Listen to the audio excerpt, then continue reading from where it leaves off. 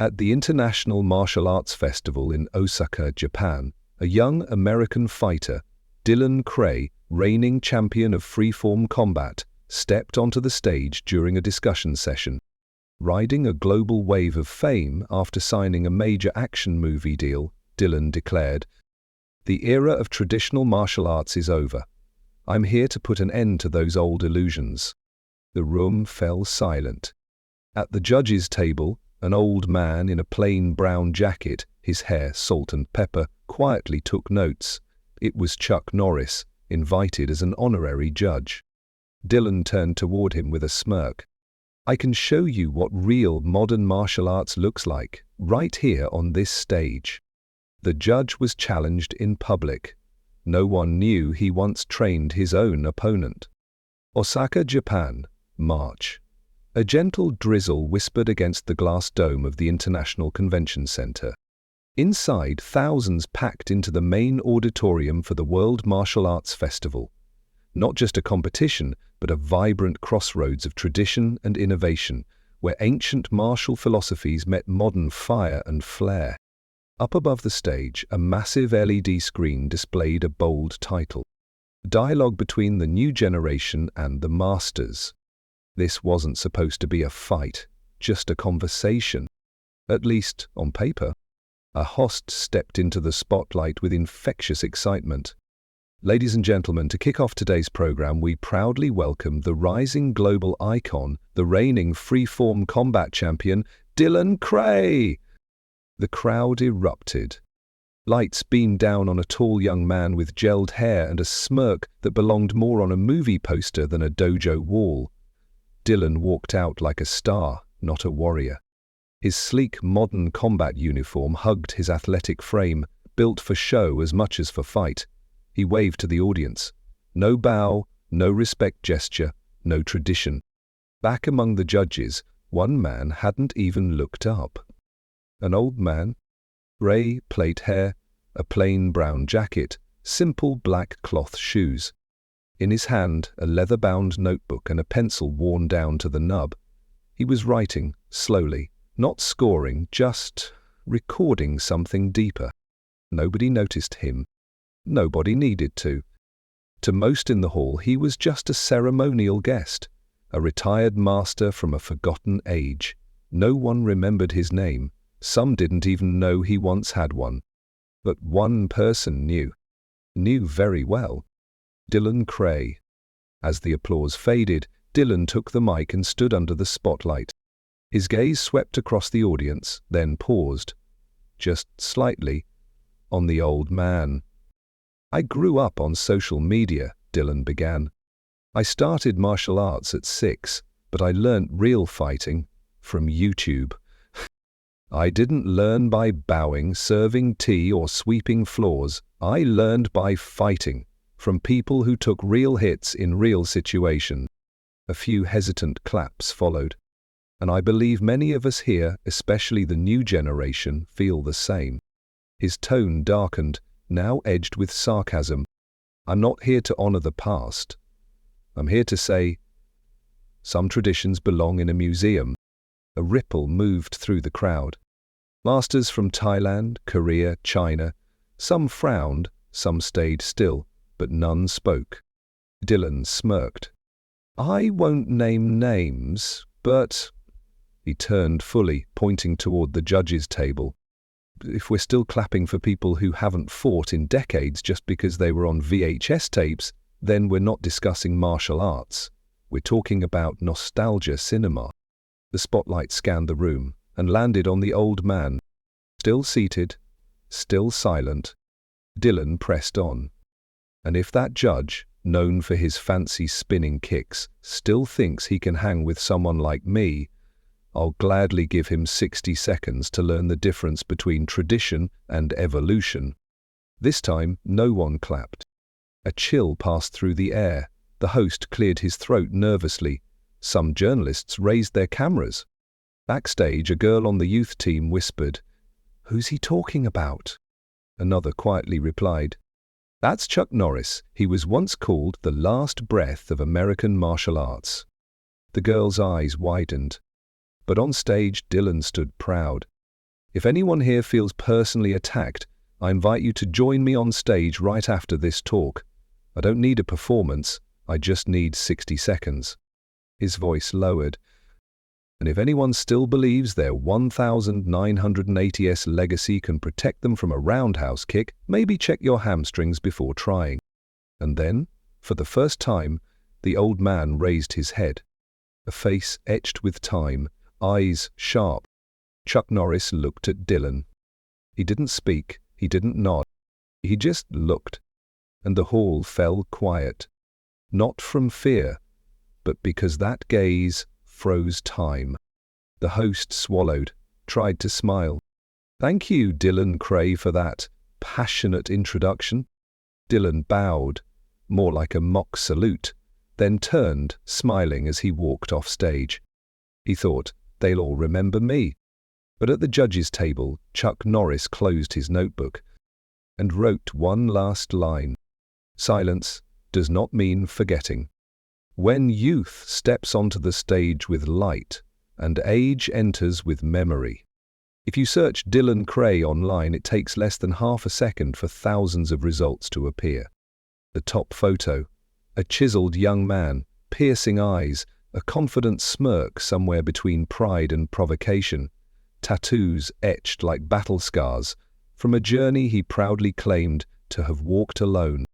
Born in 1999 in the Bronx, a place where sirens outnumber lullabies and options are scarce, especially for a kid with a single mum, Dylan's father died before his second birthday, caught in crossfire between gangs on the very day he had planned to leave work early to see his son.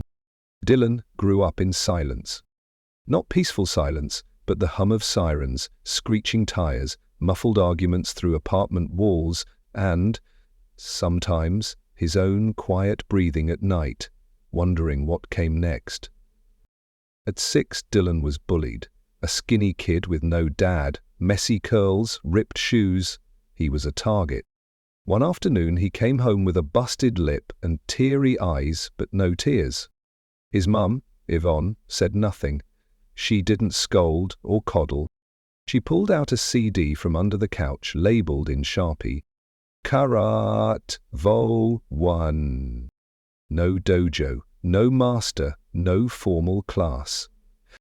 Just old footage, YouTube videos, chopped clips of kicks and counters.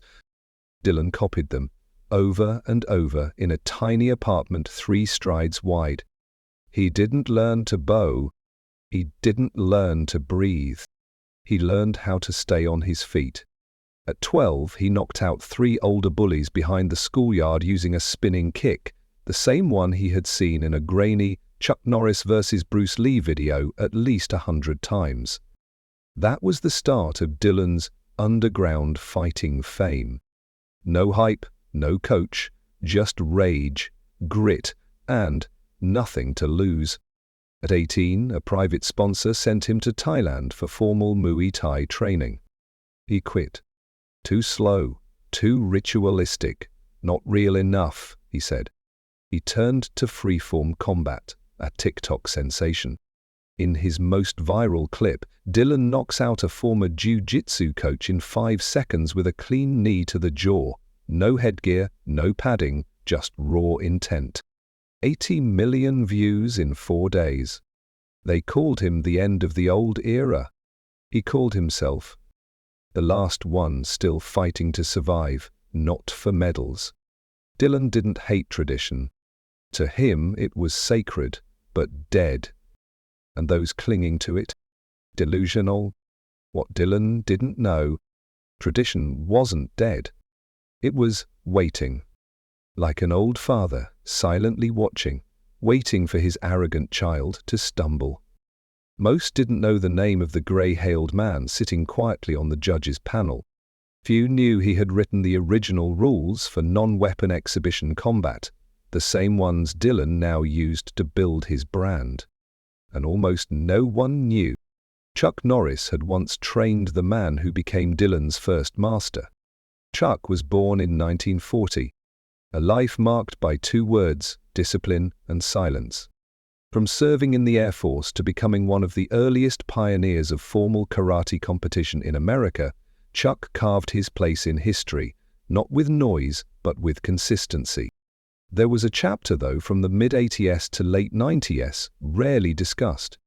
A time when Chuck trained a small, elite group of fighters for federal-level combative programs. No cameras, no press, no records. One of those fighters? Dylan's teacher.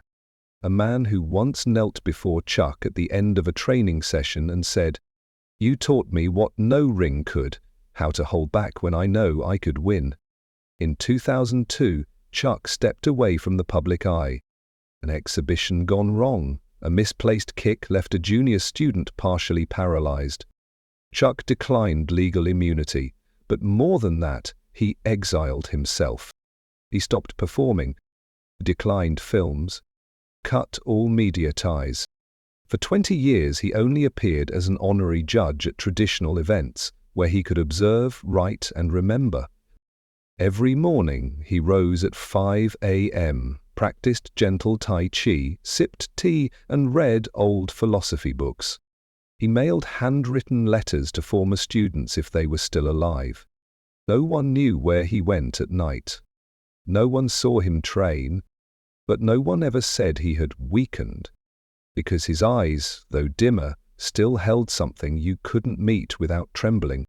One man under the spotlight, arms raised, defiant, ready to unleash a final strike to prove his truth.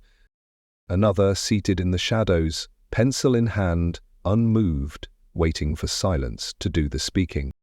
Dylan didn't know that the first martial arts kick he mimicked as a child was performed by the very man now seated before him. The modern system he trained under had once been scribbled on the calloused palm of that same man decades ago in a room barely the size of a closet. That the quiet old judge didn't need to speak because he could still teach a lesson no TikTok ever would. Youth needs lights. Age needs memory. But martial arts requires the connection between the two. Somewhere deep in his memory, Chuck Norris closed his eyes and remembered a crying boy who failed a spin kick and fell. He hadn't said a word back then, just lifted the child gently and said, "It's not the kick that makes the martial artist. It's how you rise after slipping." And today he was about to remind someone of that. Not with words, but with breath, step, and silence. The session ended with scattered applause and a tension no one could quite name. Admiration, discomfort, reflection. Some traditional masters quietly left without looking at Dylan. Some younger fighters rushed for selfies and autographs. A group of TikTokers has already begun filming. Dylan Kray calls out Chuck Norris, "Live." New era rises. Chuck is now just a wax statue. And Chuck? He stepped slowly from his seat into a quiet room behind the auditorium. No spotlight, just amber lighting, a pot of cooled tea, a wicker chair by the wall. He sat down, took off his glasses and rubbed his forehead. Didn't speak. Didn't think. Just listened inwardly. Because he knew something in the air had shifted. Less than an hour later, the organizers announced a new event. Modern vs. Traditional Martial Arts Exhibition Match. Set for 4:00 p.m. same day. They intended to pit Dylan against a neutral 45-year-old Thai master. But when a young assistant peeked into Chuck's resting room to inform him, she froze. Chuck was tying his shoes. "Mr. Norris," she stammered, we can have someone else represent." Chuck looked up. No anger, no arrogance, just calm. But it was enough to silence her completely. "Who called on me? So let me be the one to respond." 4:00 p.m. The lights came back on. Up next, a special exhibition match between Dylan Kray and Chuck Norris. No scoring, no declared winner, just a demonstration. But everyone knew. No winner, then it's about honor. No points, then it's about truth. Outside, ticket lines surged. The live stream hit 1.2 million views. Chuck Returns started trending. Dylan entered first, spotlight blazing, branded gear, designer gloves, custom shoes. He bowed, more Hollywood than Dojo, then grinned for the cameras. On the other side, a figure walked out. No entrance music. No intro. Chuck Norris appeared. Black turtleneck, simple sweatpants, barefoot. He nodded to the referee and stood still. No warm-ups. No stretches. No pose. Just stood. The bell rang. Dylan took a stance, forward foot pointed, gloves up. He circled cautiously, seeking weakness. Chuck didn't move, didn't blink. Dylan shrugged, as if to say, "Fine, I'll go first." A sharp, low kick, perfect aim enough to stagger most. Chuck leaned back half a step. Heel pivoted. Kick grazed nothing but air. Not a sound. No gasp. Just a vacuum of silence. Dylan pressed on. A high roundhouse toward Chuck's shoulder. Chuck raised his left arm. Slow, precise. The impact landed softly. Muted. Dampened. Like striking a heavy cushion. But the strike didn't land. Dylan's brow furrowed. He circled again. Unleashed a flurry of combinations. Kicks, fists, pivots. Each moves fast, sharp, picture perfect. But still, they didn't connect. Chuck didn't dodge. He simply stood where the strikes could never reach. From the VIP section, a retired Japanese judo master whispered, "He's not defending. He's analyzing." A Brazilian black belt murmured. By the second strike, he already knew the kid's rhythm. Cameras zoomed. They no longer filmed Dylan. They focused on Chuck's eyes. Not angry. Not smug. Just the eyes of someone who had stood in places others had never imagined. Minute 2. Dylan began to lose patience. He launched a signature combo. Triple jab, spin, hook, high kick. The very sequence that had dropped professionals in 5 seconds flat. But Chuck was no longer in front of him. He was behind. Before the final kick even finished, the crowd gasped, not because of speed, but because of precision. No dramatic sound, no flash. Just position. Perfect. Effortless. Minute 3. Frustrated, Dylan charged. No more technique, just brute force. A spinning heel aimed straight for Chuck's temple. Chuck stepped diagonally, a pivot, a duck, and in 0.3 seconds, his right hand redirected Dylan's leg. His left hand gripped Dylan's shoulder, just lightly, and he turned. Dylan lost his balance. He didn't fly. He didn't crash. He fell, gracefully, cleanly, in front of 1,000 silent spectators, in front of live stream cameras, and for the first time, no one clapped. Dylan pushed himself up, face red, not from pain, but from something deeper. For the first time in his life, he felt like a student. Whispers filled the crowd. On stream, the comment section froze, and then exploded. Chuck didn't hit him. He made Dylan stop being Dylan. This isn't a fight. This is a lesson. It's like watching someone take a final exam with the guy who wrote the textbook. Dylan lost all strategy. He charged with instinct. Hammer fists. Axe kicks. Like sledgehammers. Like cleavers. Chuck moved now, but just enough. He didn't strike back. He simply peeled away Dylan's rhythm, piece by piece. With each missed hit, Dylan panted harder. With every wrong move, confusion deepened in his eyes. Then Chuck gently tapped his shoulder. Not a strike. Just a touch. Dylan froze.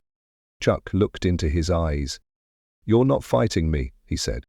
"You're fighting your ego." I'm only standing here so it can show itself. Some battles aren't meant to be won. They exist to show why winning isn't the point. Dylan stood still, not from exhaustion, not from injury, but because that whisper felt like a hammer raking through every noise in his mind. You're fighting your ego. He looked into Chuck's eyes. No challenge, no opponent, just someone who had once stood exactly where he stood and had already moved beyond it. Dylan stepped back, trembling, soaked in sweat, but not from effort, from awakening. Down in the fourth row, a middle-aged woman, Dylan Kray, clutched the armrest. She didn't blink, because for the first time she saw her son touched by something she had never been able to teach. Humility. Dylan inhaled deeply. I don't need a lecture, he growled. I just need to know. Do you still know how to fight? Chuck didn't speak. He simply nodded, a tiny bow. Not condescending, not smug. Just inviting. Dylan screamed and launched one final spinning leg sweep, more powerful than anything before. Chuck stepped left, a half beat, gently guided Dylan's elbow with one hand, and Dylan collapsed. Again. This time he stayed down. No one laughed. No one clapped. Just silence. The referee stepped in, unsure. Dylan raised a hand. I'm fine. He stood, tore off his gloves. There's no rule that says I have to wear these, right? The referee shook his head, baffled. Dylan turned to Chuck. I don't want to punch you anymore. I want you to hit me so I can know you're still real. Chuck stepped forward. No rush, no pose. He raised his hand and gently placed it on Dylan's chest. A soft touch. Then he stepped back. Martial arts isn't about striking, he said. It's about knowing when not to. And this match? It never actually began. Dylan bowed. Long. Deep.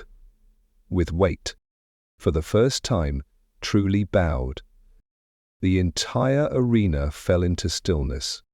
Camera zoomed in on his tearful, sweat-drenched face. The live stream broke 8 million viewers. Dylan took the mic. I didn't know who you were. I thought I did, but I never understood what I was standing on. I trained so I'd never fall, but today I fell without being hit. And for the first time, the mat felt like a mirror. The applause was slow, heavy, deep. Not celebration, but catharsis. Chuck nodded and bowed to Dylan. No smile, no words. Then turned and walked off the mat. No music. No lights. No announcer. Just an old man leaving a ring he never had to enter. In the hallway behind the stage, a boy, older than 11, stood in his white martial arts uniform as Chuck passed by. He stood upright and bowed, deep and respectful. Chuck nodded gently. The boy called out, hesitantly, Sir, were you angry when he insulted you in front of everyone? Chuck paused, turned, his expression softened. No, because I once was him. The boy looked confused.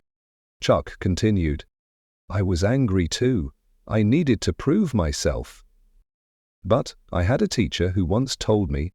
He knelt down and gently retied the boy's loose white belt. Do you know why white belts are tied looser than the others? Because it reminds you you haven't learned enough yet to tighten your ego. The boy's eyes shimmered. Chuck walked away, leaving behind not just a child, but a new learner. That night, Chuck returned to his hotel room. Alone. No entourage. No press. No camera crew. On the table sat a letter, no name on the envelope. He opened it. I watched the whole thing. Thank you for not walking away. Because he was my student too. At the bottom, a name Chuck hadn't read in over 30 years. Dylan's original mentor, once Chuck's disciple, trained in 1986. Chuck folded the letter, turned off the light. He needed nothing else. The next morning, social media feeds across every platform exploded, not with knockouts, not with flashy combos, but with silence, with a bowed head, with two men, one barehanded, one broken open, and a room holding its breath. Headlines dominated every language. The match that didn't happen, but changed everything. Chuck Norris, silence is the loudest teaching. Not a fight, a mirror. The most shared image? Not Dylan falling, but Dylan removing his gloves and bowing. A black and white photo. No caption needed. It now hangs in the Hall of Martial Arts in Tokyo. And then, the exhibition ended with no medals, no trophies, no announcement of victory. Just one man standing still. And one man bowed low, while an entire hall exhaled. Dylan sat quietly in the medical room, a bandage wrapped gently around his wrist. No breaks, no injury, but the pain was not physical. He stared at his hands, once machines for millions of views, now stilled by a single touch, not by force, but by meaning. His PR team prepared a polite but non-apologetic press release. Dylan looked at them, shook his head, then walked out. No phone, no gloves, no entourage. Only a silence he didn't yet have words for. Many in the crowd stayed, long after the lights went dark. A black man, once a city officer, wiped tears from his eyes. Beside him, his daughter, now a fighter herself, clutched his hand. She whispered, "I never saw Grandpa bow to anyone, but today, I understand why he never had to raise his voice."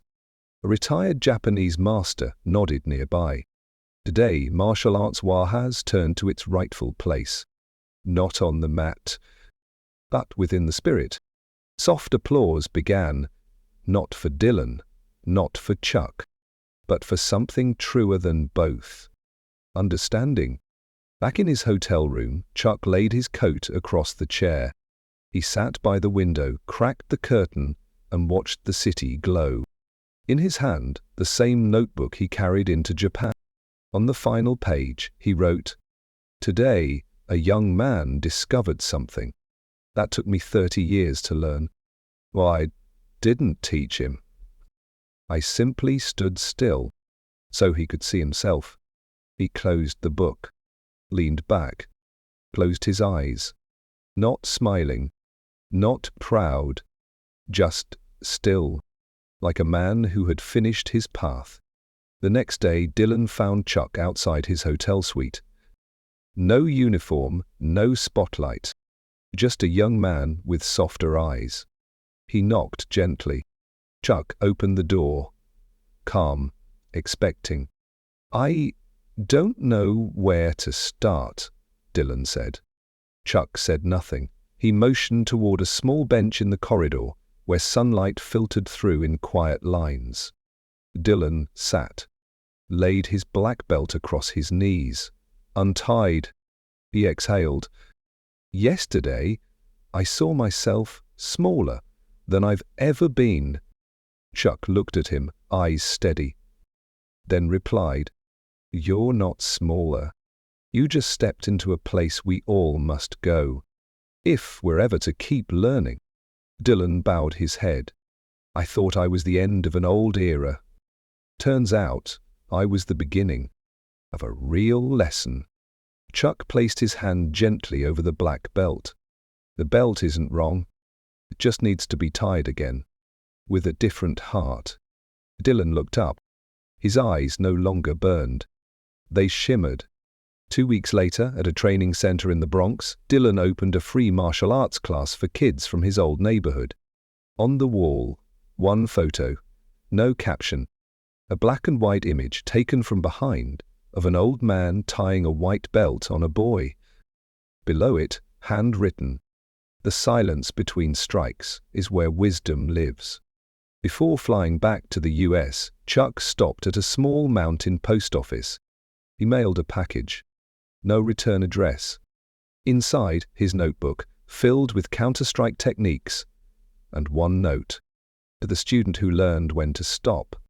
Not to end things, but to understand where they begin. It was addressed to Dylan Kray, not as a champion, but as a student.